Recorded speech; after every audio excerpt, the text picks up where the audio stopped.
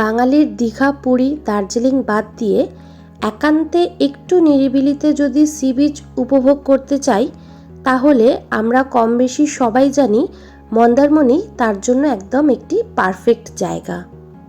এবং আজকের এই ভিডিওতে আমি আপনাদের সাথে শেয়ার করতে চলেছি মোহনা বিচ রিসর্টের সমস্ত ডিটেলস এবং তার অনেস্ট রিভিউ, যেগুলো আমার ভালো লেগেছে, যেগুলো আমার ভালো লাগেনি, রুম ট্যুর, রুম ট্যারিফ, খাবারের কোয়ালিটি, খাবারের দাম, সব কিছু। এখন আপনারা দেখতে পেলেন রিসর্টে ঢোকার মুখটা কেমন, রাস্তাটা কেমন, কতটা চওড়া, সেটা আমি দেখানোর চেষ্টা করলাম। এরপরে আমরা রিসর্টে ঢুকে পড়েছি এবং রিসর্টের ভিতরটা আপনারা ভিডিওতে দেখতে থাকুন এবং তার সাথে সাথে আমি আপনাদের সাথে শেয়ার করছি আদার ইনফরমেশনগুলো।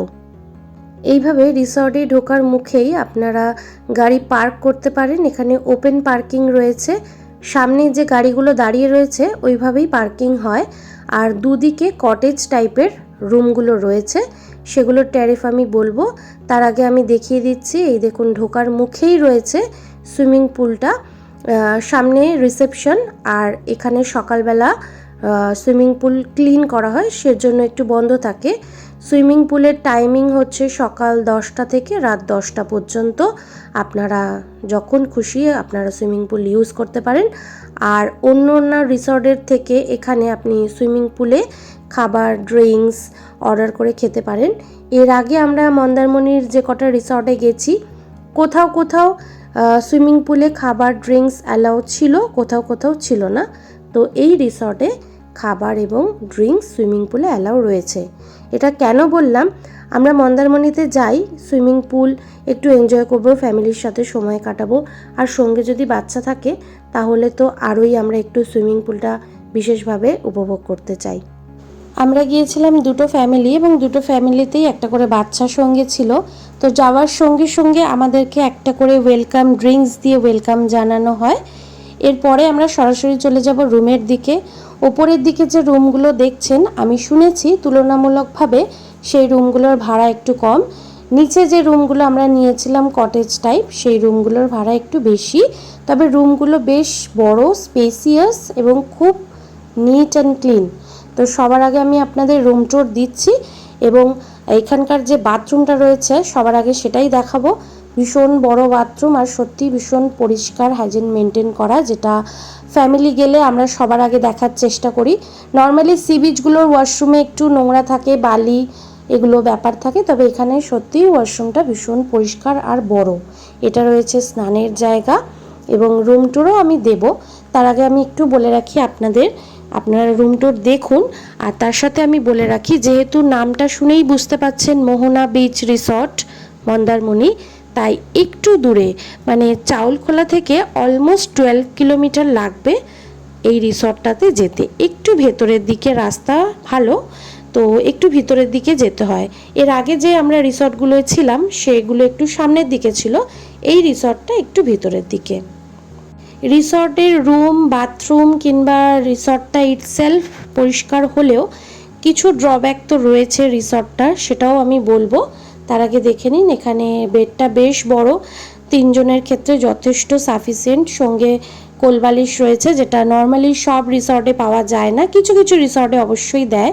আর দেখতেই পাচ্ছেন এখানে সোফা রয়েছে 2 সিটারের, তার সাথে দুটো চেয়ার, সেন্টার টেবিল, সামনে একটা বড় উইন্ডো দিয়ে আপনারা রাস্তার ভিউটা পাবেন যেখানে গাড়িগুলো পার্ক করা রয়েছে। এরপরে বলে রাখি, এখানে যে রুম ট্যারিফটা পেয়েছি আমরা, তার সাথে ব্রেকফাস্ট ইনক্লুড ছিল। মন্দারমণির বেশিরভাগ রিসর্টেই এরকম ফেসিলিটিস থাকে, যেখানে আপনারা সকালের ব্রেকফাস্টটা ইনক্লুড পেয়ে যাবেন। বাফেট ব্রেকফাস্টে কী ছিল সেটাও আমি দেখাবো ভিডিওতে। তো দেখুন, এইভাবে রুম ট্যুরটা আমি আপনাদের দিয়ে দিলাম। এখানে টিভি রয়েছে, সঙ্গে চা কফির কিটও রয়েছে।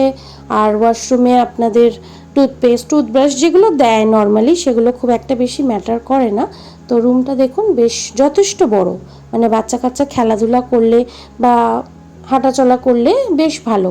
তার সাথে রিসর্টটাও খুব সুন্দর। রিসর্টের নাইট ভিউটাও আমি আপনাদের এখন দিয়ে দেবো। এখানে একটা ক্যাফেড এরিয়া রয়েছে, সেখানে সকালের ব্রেকফাস্ট সার্ভ করা হয়, কিংবা ইভিনিংয়ে আপনারা যদি বন্ধু বান্ধবের সাথে বসে কিছু খাওয়া দাওয়া করেন সেটাও করা যাবে। সঙ্গে বাচ্চাদের একটা পার্ক রয়েছে, পার্ক থেকে একটু সামনে এলে এরকম একটা সিটিং এরিয়া, যেখানে সন্ধেবেলা বসে আপনারা চা, স্ন্যাক্স এগুলো উপভোগ করতে পারবেন। এবং দোলনা, স্লিপ যেগুলো বাচ্চাদের লাগে। এই দেখুন ক্যাফেড এরিয়াটা, সন্ধেবেলা ভিউটা আপনাদের দেখাচ্ছি। সকালবেলা এখানেই আপনাদের ব্রেকফাস্ট সার্ভ করা হবে এবং সেটা ভিডিওতে রয়েওছে।